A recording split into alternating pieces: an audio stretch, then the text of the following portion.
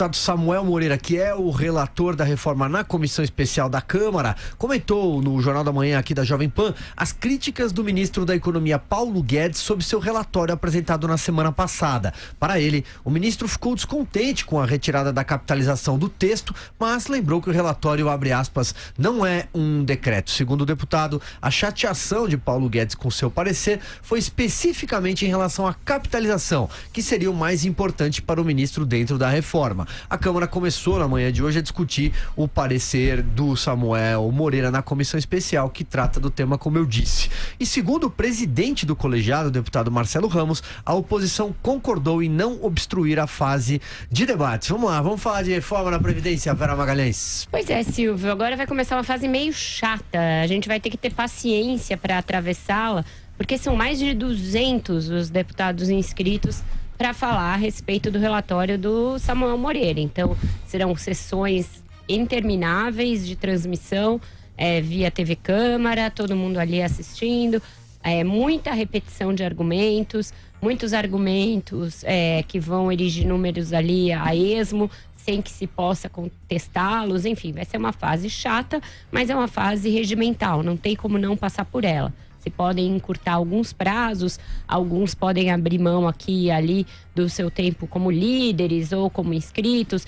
É um regimento meio ultrapassado que permite até que quem não é membro da comissão se inscreva, tenha direito a falar, etc, etc. Então, vamos ter que ter aí uma certa dose de paciência. É bom ir intercalando essas sessões com outras mais animadas. Hoje, por exemplo, tinha uma certa concorrência entre a sessão que lia, que discutiu o relatório do Samuel Moreira, e a do Onyx Lorenzoni, que está mais animada ali, discutindo o decreto de armas, algo de que vamos falar mais à frente. Amanhã tem a sessão do Moro, então intercala com a Copa América e aguenta. Eu acho que é difícil que se sanem todas as divergências que existem no texto, principalmente divergências entre o governo e a Câmara, principalmente porque agora a Câmara está se valendo desse discurso de que o projeto é um projeto parlamentar e não mais do governo. Então pode ser que tenha alterações aqui e ali, mas o cerne do projeto, o cerne do relatório do Samuel Moreira, eu acho que é esse, não vai ter grande alteração. Ontem o Rodrigo Maia falou a favor da volta de estados e municípios para o texto. Se ele capitanear um convencimento, ele que tem entrada em vários partidos, nesse sentido, se conseguir convencer a esquerda, que tem alguns governos estaduais e pode se sensibilizar com isso, pode ser que essa parte retorne ao texto. Quanto à capitalização, mesmo a regra de transição e aqueles pequenos ajustes que o Ministério da Economia queria fazer, eu acho que vai ser difícil que seja por consenso. Se eles conseguirem aprovar alguma emenda nesse aspecto, nesse sentido, pode ser, mas por acordo com o relator, eu acho que não. Acho que o texto que vai a voto é aquele com poucas possibilidades de alteração, e aí vamos ver quem tem garrafa para vender, quem tem voto para fazer aprovar a reforma ou não. Eu acho que ela entra agora num capítulo decisivo, a gente tem de acompanhar, essas sessões vão ser meio enfadonhas, mas é algo que temos de atravessar em frente. Carlos Andreasa, suas primeiras considerações, vamos lá. Essas sessões, de fato enfadonhas, servem, por exemplo, para que um governo que não tem o mapa dos votos trabalhe para formar a sua maioria necessária. Tem um tempo dado para isso. É até bom que não se preste atenção nessas sessões, são muito chatas. A que está acontecendo agora, chatíssima. Preferi, para vocês terem uma ideia, assistir aquela em que está o Onyx Lorenzoni, para vocês terem uma dimensão da perturbação do troço. Mas, enfim, não assistam e trabalhem para conseguir os votos necessários, já pensando no plenário, para a aprovação da reforma da Previdência. Já falamos aqui, eu insisto, como obra da política, temos um bom relatório com um importante impacto fiscal. Nessa altura do campeonato, o governo legitimamente lutando por ajustes, algum ajuste poderá caber ainda no relatório do Samuel Moreira, me parece aberto a isso, mas agora é hora de fechar com esse texto, com a base desse texto, e finalmente trabalhar para formar maioria e votá-lo no plenário. Tem uma boa entrevista do relator Samuel Moreira, é engraçado, porque eu já falei aqui, ele veio aqui no 3 em 1, no dia seguinte, se eu não me engano, a sua indicação para a relatoria, ensaboado, não respondeu uma pergunta. Mas hoje ele dá uma boa entrevista à Folha de São Paulo, em que fala particularmente sobre a questão da capitalização e dá um recado que nos oferece uma boa dimensão do que seja atividade política. Não é que a capitalização não possa vir a ser incluída e tratada pelo parlamento, é que nesse caso específico não coube. E não coube também por incapacidade do governo em vender esse peixe. Ninguém é capaz, muito menos o parlamentar, devo dizer, de entender qual é a proposta do governo para a capitalização. Isso porque se ofereceu um cheque em branco para isso. Então, o que o Samuel Moreira diz com propriedade é algo bastante elementar. Façamos agora o enfrentamento do sistema atual, daquele de repartição. Empurramos sim o problema com a barriga, nunca foi diferente. Ganhemos aí algo como 5, 6 anos. E uma vez aprovada esta reforma da Previdência, agora, relativa ao sistema atual vigente, passemos a tratar aí sim de uma... Porque nós estamos falando de uma reforma da Previdência. Uma vez vencida a reforma e ganhado fôlego para que o país tenha condições de honrar seus compromissos, passemos a discutir, uma palavra que eu não gosto, a revolução, a troca, um novo modelo, a migração para o modelo de capitalização. Talvez nós nos aproximemos das condições de maturidade para enfrentar esse problema. Não é agora. E não é agora porque não fomos capazes de fazê-lo do ponto de vista político. O parlamento, e eu insisto aqui nessa tese, é uma obviedade, mas é o tempo das obviedades. O parlamento não é despachante do executivo, ele não é despachante do governante eleito, por melhor eleito que tenha sido. Há um processo político que acontece no executivo, aconteceu para que chegasse a esse texto.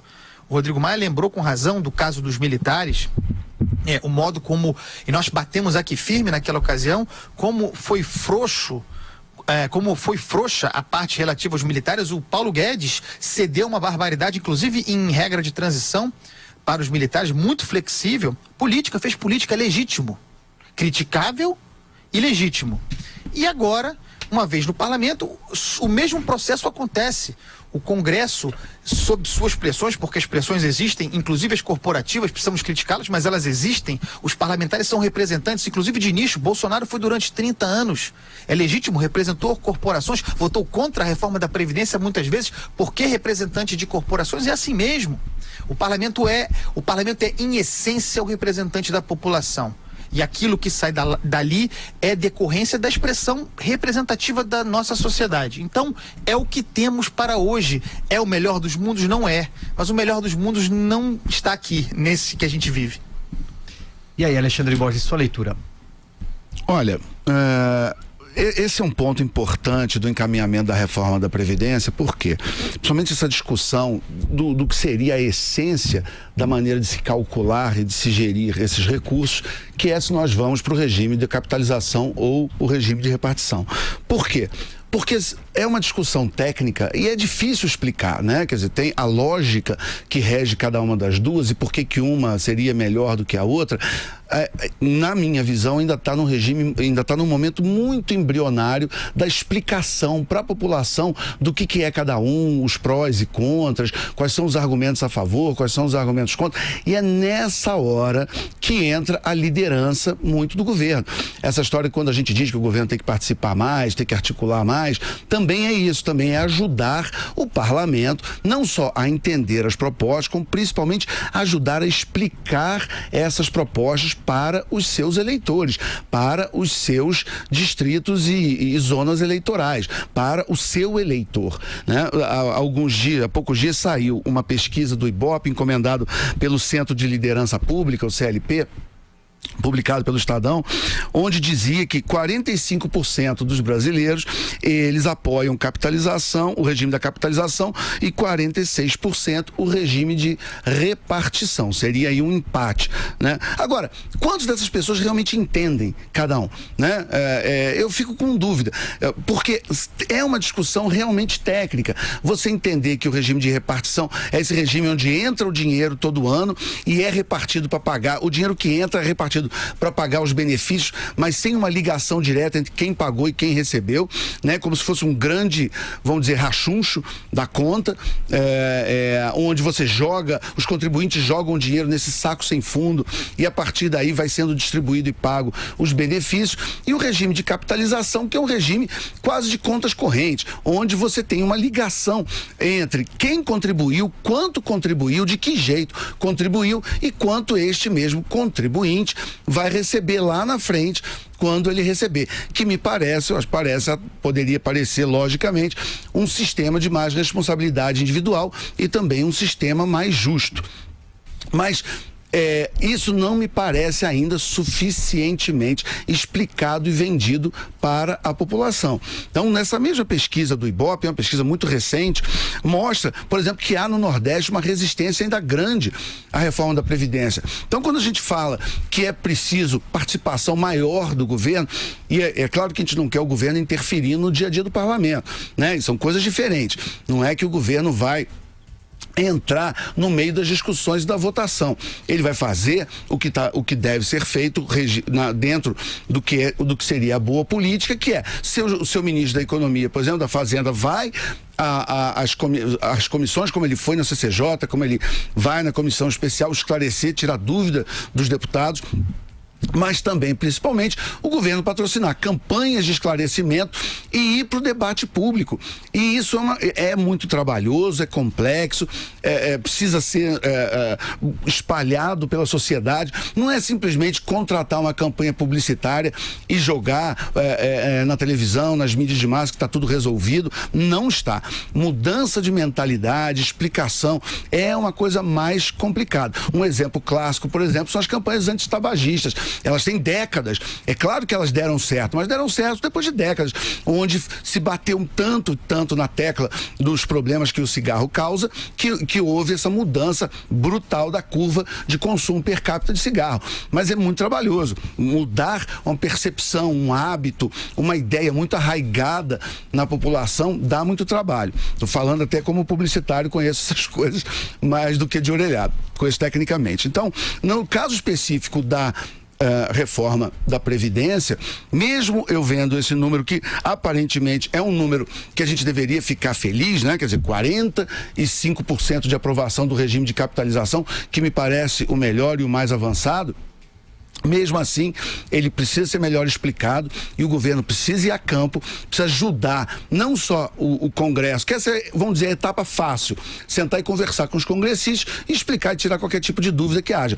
Mas o mais difícil, o mais complexo, que leva mais tempo, é explicar para a população e especificamente onde tem maiores focos de resistência, como no Nordeste. Então é esse momento onde, em vez de ficar chiando, dizendo que o Congresso desidratou a proposta, ficar torpedeando o relatório do deputado Samuel Moreira, é preciso que eles participem, expliquem, vão ao debate de uma maneira propositiva, que esclareça esses pontos técnicos que são realmente complicados e a partir daí a reforma possa avançar. Tem um complemento, Vera? Tem uma coisa que é interessante. Na coluna de hoje no Estadão, o Pedro Neri, que é um dos maiores entusiastas e um dos maiores entendedores da reforma da Previdência, trata de um aspecto interessante. Num primeiro momento, a não existência da capitalização, a sua retirada da proposta, ela aumenta o ganho em 10 anos, porque ela tira da Previdência um custo que necessariamente haveria com a transição dos sistemas.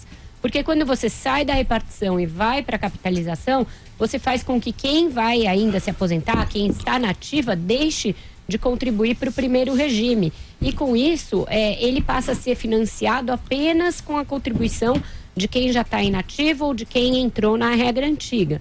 Então passa a haver um déficit maior momentaneamente na Previdência. E ele diz que isso nunca foi calculado. Por quê? Porque a reforma atual, ela não cria a capitalização, ela só autoriza a que se crie posteriormente por uma outra lei infraconstitucional. Então, você tirando esse custo de transição, você tem um impacto fiscal até maior no primeiro momento. Ele é um pouco menor do que o calculado pela equipe econômica, porque se tirou em outras áreas, no BPC, na aposentadoria rural e em outras áreas, mas neste aspecto específico, você tem um ganho aí incremental. Então, não é o fim do mundo, parece ser um fim do mundo mais para a narrativa que o Paulo Guedes queria de uma nova previdência, chamando por esse nome, do que exatamente para o objetivo primeiro da reforma, que é o de estancar esse bueiro fiscal de recursos que virou a Previdência. Então, eu acho que tem de se concentrar no que tem, e aí, passada a reforma, o governo novamente empreendeu uma batalha de convencimento, como o Alexandre falou. É um convencimento mais difícil, porque é difícil você explicar que vai ser um regime em que você vai poupar para a sua própria aposentadoria e o Estado não contribuirá com nada.